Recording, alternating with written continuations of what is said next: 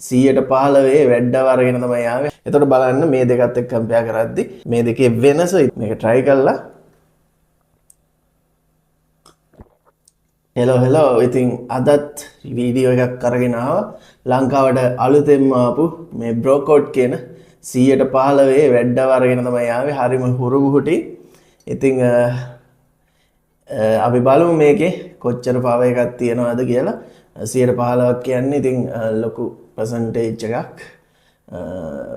ඉතින් මේක බියර් එකක්ද මොකද්ද කියලා මම දන්නේ නැහැ. කොහොම හරි ඇල්කොහොල් percentage එක 15ක් තියෙනවා. ඉතින් අපි මේක try කරලා බලමු මොකද්ද මේ බ්‍රෝකෝඩ් කියන්නේ කියලා. පොඩක් අසනීප තත්ත්වෙන් ඉන්නේ guys. ඉතින් හිතන්න එපා. ඉතින් මේක පොඩ්ඩක් කියවලා බලමු අපි මේ හරි මේකේ ingredients ගත්තාම මේකේ තනිකර තියෙන grapes wine සහ grape split එක. ඉතින් grapes වලින් හදන product එකක් තමයි මට හිතෙන්නේ මේක. ඉතින් අපි බලමු කොහොමද කියලා. මේකේ මුලින්ම මම කියන්න ඕනේ මේකේ මිල රුපියල් 1000ක් වෙනවා. එතකොට අපිට මාකට් එකේ බියර් එකක් ගන්නවට වඩා ලොකු ගාණක් යනවා මේක අපිට මිලදී ගන්න. ඉතින් මම ඔයාලට මේකේ බෝතලේ ප්‍රමාණය පෙන්නන්නම්. මේක ඇත්තටම හෙන පොඩි. ඉතින් අපි දන්නේ මේක කොච්චර පවර්ෆුල් ඩ්‍රින්ක් එකක්ද කියලා. මම ඔයාලට බෝතලේ ප්‍රමාණය මෙෂර් කරගන්න.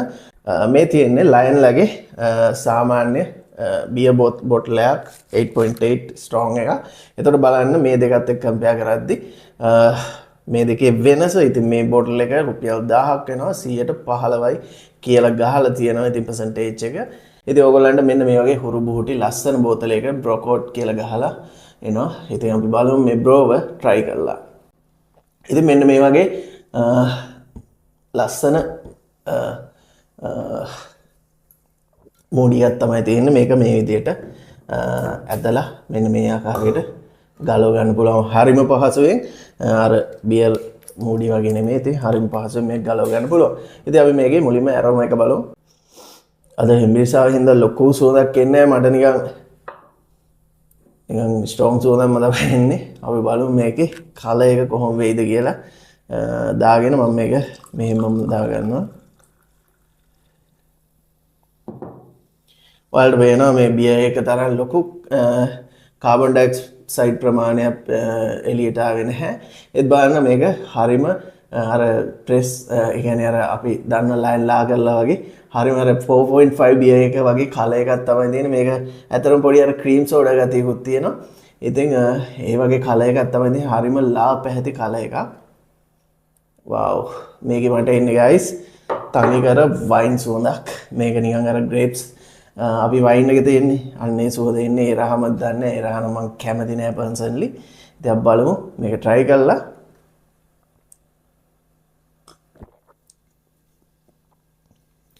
wow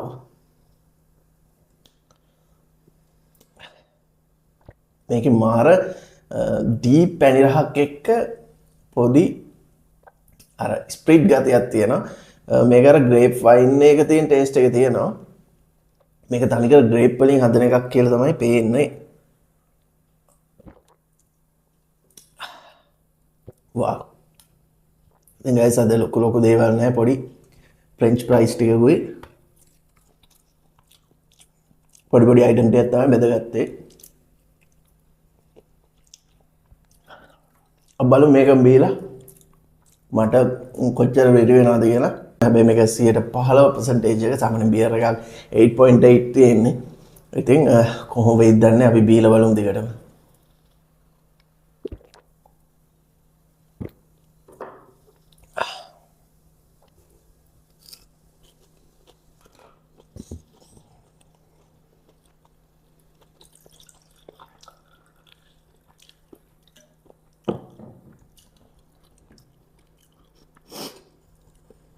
මේ ගයිස් ප්‍රමාණය දෙන මිලිලීටර් 375යි.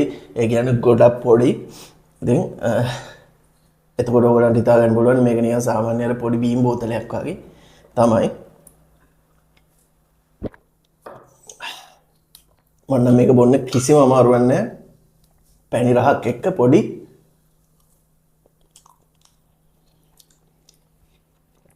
හස්කි ගතියක් තමයි තියෙන්නේ. ඇත්තටම easily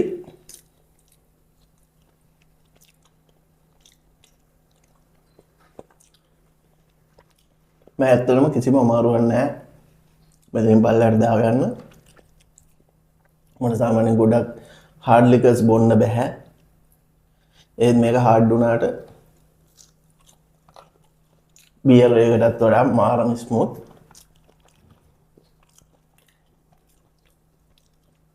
මේක තනිකර වයින් එකක් බොනවා කියලා හිතන්න. අන්න ඒ වගේ ෆ්ලේවර් එකක් තමයි ඇත්තටම එන්නේ.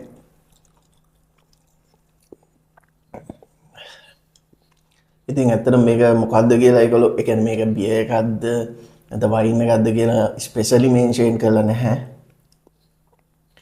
ඉතින් හැබැයි මම නම් මේක තනිකර වයින් එකක් වගේ. ඉතින් බ්‍රෝ කෝඩ් එකේ එක්ස්පීරියන්ස් එක මේක තමයි.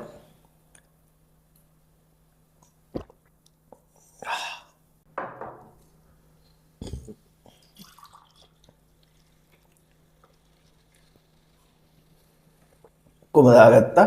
ඉතින් බෝතලේ ඉවරයි. ෂොට් තුනේ ඒ ඔයගොල්ලෝ try කරලා බලමු මට වෙරි වෙයිද කියලා.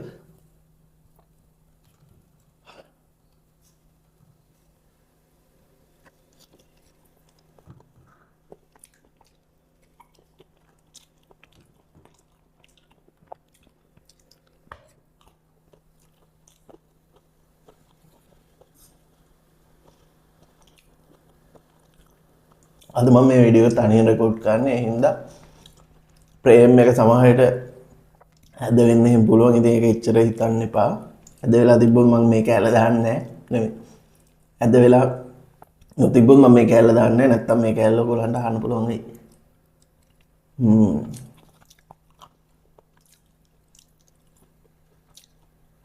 මේ ෆ්‍රෙන්ච් ෆ්‍රයිස් එක guys සෑම් කියන බ්‍රෑන්ඩ් එකේ ෆ්‍රෙන්ච් ෆ්‍රයිස් එක. මේක ඇත්තටම එයාලා දෙන ගාන්න මාරවත්. මොකද සමහර ෆ්‍රෙන්ච් ෆ්‍රයිස් තියෙනවා පට්ට ගණන්. මේගොල්ලෝගේ ගාණේ හැටියට ගොඩක් දෙනවා.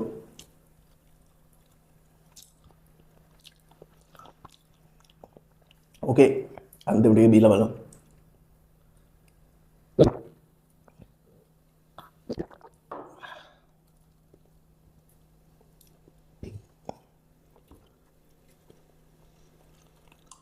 මේක ඔයාලා බොනවා නම් අනිවාර්යෙන් කූල් පිට බොන්න කියලා මම රෙකමන්ඩ් කරනවා.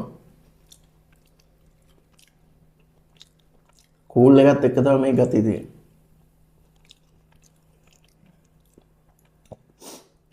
පොඩ්ඩක් දාඩිය දානවා ගණන් ගන්න එපා. මේ මං ඉන්න තැන හින්දා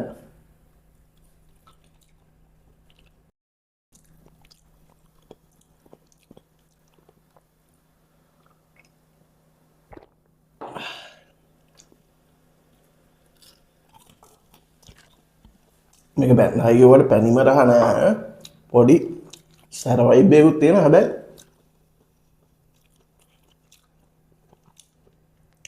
බියර් එකකට වඩා පොඩි ස්මූත් ගතියක් තියෙනවා.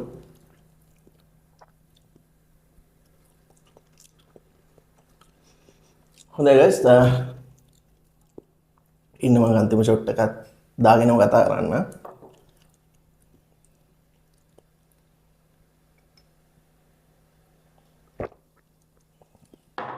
හරි බ්‍රෝ කෝඩ් එක ඉවරයි. රුපියල් 1000ක් වගේ මුදලක් වේදම් කරලා වෙරි වෙන්න බොනවා නම් මේ වගේ එකක් මම රෙකමන්ඩ් කරන්නේ නැහැ. මේක පොඩි චිල් එකක් ගන්න. ලේඩි කෙනෙකුට වගේ හොඳයි මේ බ්‍රෑන්ඩ් එක. නමුත් මේක රුපියල් 1000ක් වුණාට මට මේකෙන් අපි අර වෙරි වෙනවා කියන්නේ ඒක. මම දන්නේ මේක තැපැල්ලෙනවද කියලා. හැබැයි ඕවරෝල් ගත්තම දැන් නම් මට ලොකු වෙරියක් ආවේ. පොඩ්ඩක් කටයිල්සෝ විතරයි. මේක මගේ එක්ස්පීරියන්ස් එකත් එක්ක මේක තනිකරම වයින් එකක්ම තමයි. වෙනසක් නැහැ. ඉතින් තව දෙයක් කියන්න ඕනේ. දැන් මේ දවස්වල පෙට්‍රල් ප්‍රශ්න ඒවා හින්දා ගාඩ බලපාලා තියෙනවා. තෙල් ප්‍රශ්න මැද පෙරදිග යුද්ධයක් හින්දා. ඉතින් ඇත්තටම ඉතින් කොහේ හරි රටක යුද්ධයක් කරත් එක්ක කොහේ හරි රටක මොකක් හරි වෙහෙසනයක් වුණත් ඒක ලංකාවට හැමදාම බලපානවා. ඒකට හේතුව අපි තව කෙනෙක්ගෙන් දෙයක් බලාපොරොත්තු ලැබෙනකම් බලාගෙන ඉන්න ජාතියක් වෙච්ච හින්දා. ලෝක කරුණොත් ලංකාවට තමයි හැමදාමත් ඇඩෙන්නේ. ඉතින් ඒක මේ පරත් වෙලා තියෙනවා.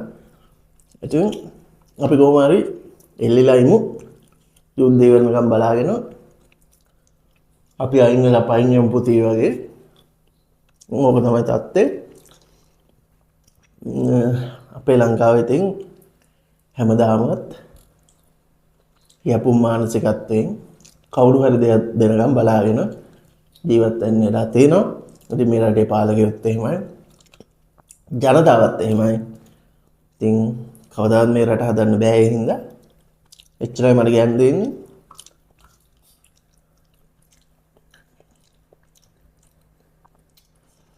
එහෙනම් අපි ඊළඟ වීඩියෝ එකේ හමු වෙමු. මේක බොන්න කැමති අය ඉතින් try කරලා බලන්න. මගේ experience එක මම කිව්වා. හරි කොහොම හරි ඉතින් අද වීඩියෝ එක අවසන් කරනවා. ඉතින් තාමත් මාව subscribe කරලා නැත්නම් දැන්ම subscribe කරලා එහා පැත්තේ තියෙන bell icon එක click කරන්න. එතකොට මම ආයෙ වීඩියෝ එක දාපුවම ඔයාලට බලන්න බලුවා. එහෙනම් මම යනවා ඊළඟ වීඩියෝ එකේ හමු වෙමු. ඊළඟ කෑල්ල තවත් රසවත්.